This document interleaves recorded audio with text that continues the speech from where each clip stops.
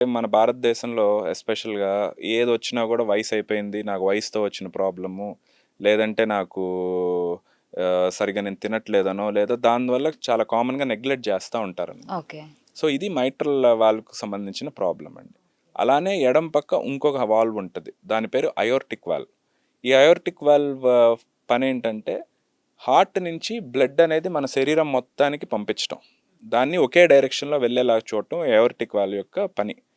So, ఈ aortic valve అనేది జనరల్‌గా ఈ అయోర్టిక్ వాల్వ్ గూడా సేమ్ ఇందాక మనం అనుకున్నట్టు ఓపెన్ అవ్వకపోతే ఒక ప్రాబ్లమ్, క్లోజ్ అవ్వకపోతే ఒక ప్రాబ్లమ్. ఓకే. ఈ అయోర్టిక్ వాల్వ్ ప్రాబ్లమ్ అనేది జనరల్‌గా మోస్ట్ కామన్‌గా మనం ఒక సర్టెన్ వయసు తర్వాత చూస్తాం కనిపిస్తుంది. అనమాట. ఓకే. అంటే 65 ఏళ్ళు పైబడిన వయసున్న వాళ్ళలో ఈ ప్రాబ్లమ్‌ని మనం ఎక్కువగా చూస్తా ఉంటాం అనమాట. దీన్ని మనం అయోర్టిక్ స్టీనోసిస్ అంటాం. ఎప్పుడు అయోర్టిక్ వాల్వ్ ఓపెన్ అవ్వకపోతే.